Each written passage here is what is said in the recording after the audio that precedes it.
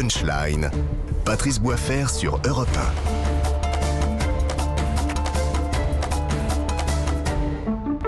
1. Bonsoir à tous, merci encore de votre fidélité. Très heureux de vous retrouver dans Punchline sur CNews et sur Europe 1. J'espère que vous êtes confortablement installés dans votre véhicule, pourquoi pas, et que vous écoutez la radio ou que vous nous regardez tranquillement chez vous en ce lundi de Pâques. On est avec Vincent Hervouette. Bonsoir mon cher Vincent. Bonsoir. Éditorialiste. Christian Proutot, fondateur du GIGN. Bonsoir monsieur le préfet. Bonsoir. Laure Lavalette. Bonsoir. Porte-parole de Marine Le Pen. Et François Pupponi. Bonsoir. Député Territoire de Progrès du Val d'Oise et soutien bien évidemment du candidat Emmanuel Macron. Le second tour approche à grands pas. C'est dimanche et les deux, la distance continue plus que jamais entre Marine Le Pen et Emmanuel Macron. Plus que 2 jours avant le débat tant attendu, la revanche. Et vous allez voir que l'on est déjà clairement rentré dans le match. Mathilde Moreau. Arrivée en tête au premier tour à Saint-Pierre-en-Auge, près de Caen. C'est ici que Marine Le Pen a décidé de faire son dernier déplacement avant le grand débat de mercredi. Se déplacer dans un lieu acquis et ne pas affronter les Français, c'est le principal reproche que lui fait le clan d'Emmanuel Macron depuis le premier tour. Marine Le Pen, elle fait une campagne en charentaise. Elle va dans les endroits où elle a fait ses meilleurs scores. Elle fait des conférences de presse dans des halls d'hôtels parisiens plutôt qu'aller se confronter à la difficulté. Réponse de la principale intéressée. C'est pas très délicat, mais ils ne sont pas beaucoup, il faut bien le dire, dans ce second tour. Ils sont plutôt outranciers, ils sont plutôt insultants, ils sont plutôt injurieux. Écoutez, moi, je trouve ça très bien, les Charentaises. Voilà. Un bain de foule perturbé par des militants pro-Emmanuel Macron présents sur le marché. Rapidement rattrapé par des slogans en faveur de la candidate du Rassemblement national. François Pupponi, député de la majorité, clairement, on est rentré dans le débat ? Oui, bien sûr. C'est le deuxième tour, c'est un moment important. Voilà, c'est une campagne électorale, mais même si elle n'a pas existé vraiment durant les derniers mois, là on est... C'est un débat qui peut vraiment changer la donne d'après vous ? Bien sûr. Pourquoi ? Mais parce que ce débat, il est fondamental. On dit toujours qu'on n'a rien à gagner dans un débat, mais qu'on a tout à perdre. On a souvent tout à perdre. Et on a vu comment Marine Le Pen, lors du dernier débat, elle s'est retrouvée en difficulté. Et commence à hypothéquer aussi son score du deuxième tour. Donc bien entendu que le débat est important. Parce que les Français, surtout qu'il n'y a pas eu campagne de fait, ou très peu. Donc les Français vont enfin voir deux candidats. C'est bien de le dire, parce que vous n'êtes pas tous dans le camp de la Macronie à le dire, qu'il n'y a pas eu de campagne. De fait, on voit bien qu'il n'y a pas eu une campagne comme on les a connus d'habitude. Donc là, c'est la première fois qu'on va voir vraiment les deux derniers parler, présenter leur programme, et puis s'affronter. Dans le respect que l'on doit à chacun, parce que on est au deuxième tour d'une présidentielle, c'est important. Ce sont les deux candidats qui restent, et donc bien entendu que ce débat est fondamental. Laure Lavalette du Rassemblement national. J'ai du mal à vous entendre dire qu'il n'y a pas eu campagne. Marine Le Pen est sur le terrain depuis le mois de septembre. C'est son 80e déplacement. Donc non, elle ne va pas simplement où elle fait des bons scores. Ceci dit, Marine Le Pen est quand même arrivée en tête dans plus de 20 000 communes. Donc effectivement, il y a beaucoup d'endroits, de ruralité, de territoires un peu oubliés qu'elle est allée voir. Elle a sillonné la France, elle est allée voir les Français, elle a frotté son projet aux Français. Donc votre candidat n'a pas fait campagne, mais la nôtre est sur le terrain depuis le mois de septembre. Oui, c'est vrai que le candidat que je défends, il avait peut-être autre chose à faire. Donc, depuis le 24 février, sûrement avec l'Ukraine, bien sûr. Oui, donc il avait le Covid, il avait l'Ukraine. Le Covid, et puis il est président, il est sortant, il préside l'Europe, l'Union européenne actuellement. Et donc, ça l'arrangeait pas d'enjamber le premier tour ? Non, c'est un faux procès, ça ? Il est aux affaires. Il préside la France. Dans une situation et dans un moment qui est un moment très particulier. Il préside l'Europe dans un moment qui est encore plus particulier pour l'Europe. Donc il a fait le job. Voilà. Alors bien entendu que de fait, la campagne de 2022 n'est pas la même que les autres, pour toutes ces raisons. Et donc là, on est entre les deux tours, et bien il y aura le débat qui permettra aux Français de pouvoir trancher le 24 avril. Vincent Hervouette, est-ce qu'elle a bon dos, cette campagne, ou plutôt cette guerre en Ukraine concernant Emmanuel Macron ? Oui, bien sûr, oui. L'effet drapeau, la formule obligée. Oui, il y a un réflexe légitimiste, on se range derrière le commandant en chef partout, dans le monde entier, quand il y a une crise comme celle-ci. Mais bon, en même temps, il y a un effet de loupe qui est très étonnant, parce qu'avec cette campagne, cette semaine, tout a disparu. L'Ukraine s'estompe, le Mali est passé par profits et pertes, plus personne ne s'intéresse à ce qui s'y passe. Le Proche-Orient a disparu de la surface de la Terre. Les questions de voisinage avec des lits plus ou moins difficiles avec nos voisins de la Méditerranée au sud, tout ça est tout ça est édulcoré. On est là, bon, dans une semaine où on ne s'intéresse qu'à nous, évidemment, oui. Gauthier Lebret du service politique de CNews est avec nous. Gauthier, comment se préparent les deux candidats, à commencer par Marine Le Pen? Oui, Patrice, Marine Le Pen qui va se mettre au vert après un dernier déplacement en Normandie du côté de Caen. Elle va se mettre au vert dans une maison avec ses équipes, avec ses plus proches conseillers, dont Philippe Ollivier, et en compagnie d'un sparring partner. Alors qu'est-ce que c'est un sparring partner? Eh bien c'est quelqu'un qui va incarner Emmanuel Macron pour s'entraîner justement à ce genre de débat, pour tester des punchlines, des répliques. Et l'entourage de Marine Le Pen précise que ce sparring partner, il a le même profil que le chef de l'État. Il a lui aussi fait l'ENA et il lui ressemblerait même physiquement. Alors vous l'avez peut-être entendu un peu plus tôt dans la journée justement du côté de Caen, Marine Le Pen, elle veut un débat serein pour ne surtout pas renouveler les erreurs d'il y a 5 ans, avec un modèle en tête, le débat Lionel Jospin, Jacques Chirac, qui était un débat de très bonne tenue, de courtoisie même, mais qui était un débat pour les téléspectateurs assez ennuyeux. Et en face, vous avez Emmanuel Macron, et il était interrogé sur une chaîne concurrente hier au sujet de ce débat, et on sent qu'il veut porter l'estocade, qu'il veut pointer, c'est ce qu'il dit, les contradictions de Marine Le Pen dans son entourage. On explique qu'on veut fact-checker le programme de Marine Le Pen. Alors je vais vous livrer plusieurs offres que m'ont confié des proches du président de la République. Ils veulent la faire décapsuler très vite, c'est le terme qu'ils emploient, la faire décapsuler très vite. Ils pensent qu'elle va arriver très nerveuse, c'est ce que pense l'entourage du chef de l'État, et donc ils veulent la faire s'agacer toute seule, avec cet objectif, je vous le disais, pointer les incohérences. C'est ce qu'on explique dans l'entourage du chef de l'État de Marine Le Pen. Gauthier Lebret du service politique de CNews, un grand merci à vous. On a trouvé le sparring partner, il est sur le plateau d'Europe 1 et de CNews. François Pupponi. Non, je ne suis pas énarque. Non, vous n'êtes pas... Je ne suis pas sûr de ressembler à Emmanuel Macron physiquement. Non, peut-être plus, mais... Et alors, vous allez l'aider à la faire décapsuler ou pas? Non, mais sincèrement, moi, Marine Le Pen, je la vois évoluer depuis 5 ans à l'Assemblée nationale. Et je pense qu'effectivement, l'analyse qui est faite plutôt par l'équipe d'Emmanuel Macron, c'est que les 2 ans après les élections de 2017, elle était quand même plutôt en grande difficulté. Et puis, on l'a vu évoluer, elle est plutôt sereine. Donc, je ne suis pas sûr qu'on arrive à la faire décapsuler, comme on dit. Par contre, là où c'est être important, c'est sur le fond. C'est-à-dire que son programme, le programme du président, et de voir qu'effectivement, son programme n'est pas réaliste. C'est ça qui est important pour les Français. C'est pas tellement d'arriver à la faire. Vous savez, dans ce genre de débat... Sauf en 2017, donc Marine Le Pen à un moment présidentialisé pour Marine Le Pen. C'est le fond qui est important. Ce que veulent les Français, c'est savoir ce que pensent les uns les autres. La forme, bien sûr, une forme d'ordre. On se rappelle les joutes entre les différents candidats, entre Mitterrand et Giscard d'Estaing, par exemple. Mais il faut... Voilà, le fond est important, surtout, comme je l'ai dit tout à l'heure, qu'on a eu une campagne un peu particulière. On va l'écouter justement, François Mitterrand, c'était face à Jacques Chirac. Ce sera juste après la pub, rapidement. Monsieur en fait, le véritable duel intéressant, c'est celui de Giscard face à Mitterrand, parce que là, il y a eu une revanche. Il y a eu un match retour, 74-81, avec d'ailleurs, entre-temps, l'inversion des rôles. C'est-à-dire qu'en 81, c'est Mitterrand qui domine, et qui s'y est préparé, et qui a les phrases ajustées, et qui finalement remporte la mise, remporte la manche. Et c'est vraiment le match retour. Mais c'est le seul cas dans l'histoire de la 5e. 18h passées de 10 minutes, on se retrouve dans un instant pour la suite de Punchline sur CNews. Et sur Europe 1, on continue à parler de ce débat et de la préparation des 2 candidats. A tout de suite.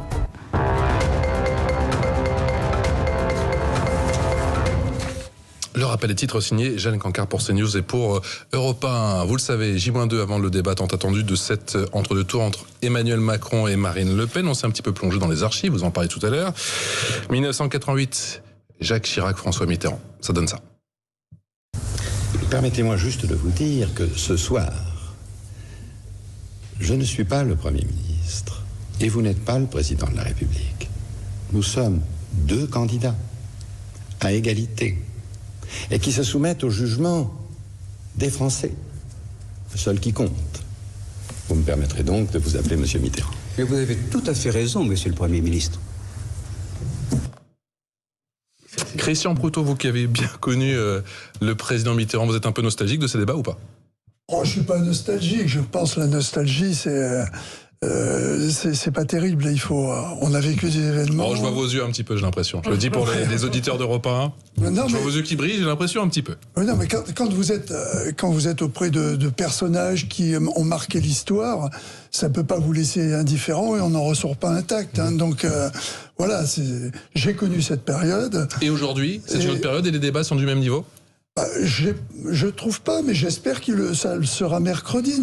Pour tout le monde, c'est important au niveau démocratique que le débat soit au niveau de l'ambition d'un pays et que les personnalités qui sont en face représentent les gens qui ont voté pour eux et qui attendent un vainqueur. Voilà. Alors, est-ce que le débat...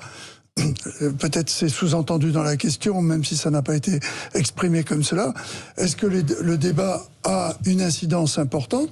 Je pense que ça a une incidence, pour ma part. Voilà. Maintenant, sur le plan psychologique ou même en termes de vote ? En termes de vote, je pense que ça doit avoir de l'importance. Sinon, c'est pas la peine de faire un débat. Hein. Donc, je crois que ça doit avoir de l'importance. Vincent Hervouet, éditorialiste. Vous êtes nostalgique ou pas ? On a vu effectivement ces images de Chirac-Mitterrand. Est-ce qu'il y a une différence de niveau, une différence de talent ? Non, ce qui est frappant, si vous voulez, c'est que dans cet extrait que tout le monde connaît par cœur, hein, entre Mitterrand et Chirac, on retient donc la domination de Mitterrand. En fait, Chirac a raison. Quand il dit « je ne suis pas le Premier ministre, vous n'êtes pas le Président, on est deux candidats face à face et à armes égales », il a raison. Sauf que l'autre, lui, délivre un coup de pied dans les tibias, un vrai coup de jarnac, qui déstabilise et tout le monde rit parce que on voit l'humour qu'il y a chez Mitterrand et en même temps sa domination écrasante. Mais sur le fond, il a tort. De même, quand un peu plus tard, le président prétend, alors qu'il parle de l'affaire sombre, obscure, l'affaire Gorgi, l'affaire iranienne, et vous savez, l'ambassade d'Iran avait été, il y avait un blocus qui avait été exercé, il y avait eu un attentat dans Paris, etc. Bon, et le président Mitterrand dit au Premier ministre Chirac, les yeux dans les yeux, je le maintiens, alors que Chirac vient de le prendre en flagrant délit, au moins d'un demi-mensonge. Je veux dire, on aurait pu faire après l'enquête et donc démontrer que Chirac avait là aussi raison. Mais en fait, on s'en fiche. On s'en fiche parce que on s'en fiche. C'est pas la vérité qu'on attend, c'est le spectacle. C'est le vainqueur. Et dans le débat qu'il y aura après-demain, c'est ce qu'on attend. C'est-à-dire qu'on veut un match de catch. On veut que le match retour de ce qui s'est passé en 2017. Plus que de la profondeur politique ? Oui, bien sûr, parce que le professeur politique, votre commentateur le disait très bien, il y a eu comme ça un débat, idée contre idée, programme contre programme, Chirac, Jospin, tout le monde s'est ennuyé, ça n'a pas dû faire bouger beaucoup de voix, et tout le monde était déçu, parce ce qu'on veut, c'est qu'il y ait du sang plein les murs. C'était un peu trop propre, vous allez me dire. Laure Lavalette, du Rassemblement National. Moi, je pense que les gens attendent du fond quand même. Je pense que les gens ont envie de choisir entre ces deux projets qui sont très différents, effectivement. Et pour ceux qui sont déjà passés à côté de la campagne électorale, alors de votre candidat plus facilement que la nôtre, puisqu'elle est sur le terrain depuis longtemps. On a souvent entendu de la part des Français des éclaircissements, que ce soit du côté Macron ou du côté Le Pen. Ouais, et puis je pense qu'il y a des décisions qui seront prises pendant ce quinquennat qu'on ne prend pas pour 5 ans, mais pour plus longtemps, hein, notamment en matière énergétique, par exemple. Les Français doivent savoir quels sont vos projets, quels sont nos projets. Et je pense que, effectivement, Marine Le Pen attend ce débat, mais avec sérénité, et j'espère que ça sera pas justement un match de catch et que ça sera plutôt les projets les uns contre les autres, parce qu'effectivement ces deux camps qui s'affrontent sont un peu les mondialistes d'un côté, avec une mondialisation, une immigration un peu incontrôlée, enfin pas un peu, carrément incontrôlée, et à côté ceux qui pensent que les frontières protègent, qu'un État qui peut être stratège et qui permet d'avoir les souverainistes d'un côté, les mondialistes de l'autre. Et je pense que de pouvoir être très clair sur le sujet permettra aux gens encore indécis de pouvoir choisir. Donc non, pas de catch, mais du fond. Un peu de catch quand même. On va écouter Gabriel Attal, le porte-parole du gouvernement, qui décoche ses flèches. C'était chez nos confrères de France 2, les 4 vérités. Écoutez.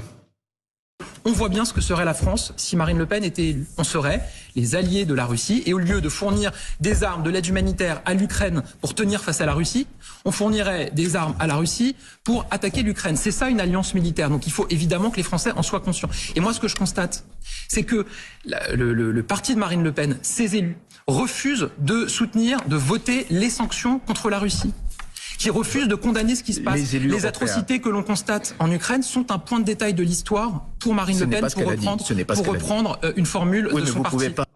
François Pupponi, député territoire de progrès du Val d'Oise, c'est le meilleur angle d'attaque, la proximité de Marine Le Pen avec Vladimir Poutine. En fait, dans une campagne électorale, il y a effectivement un débat qu'on attend de haut niveau sur le fond. Et puis après, il y a ce qu'on a. Alors, j'ai beaucoup de respect pour Gabriel Attal, qui est un ami, mais dans toutes les campagnes électorales et pour tous les présidents ou les candidats, il y a ce qu'on appelle entre guillemets des porte-flingues.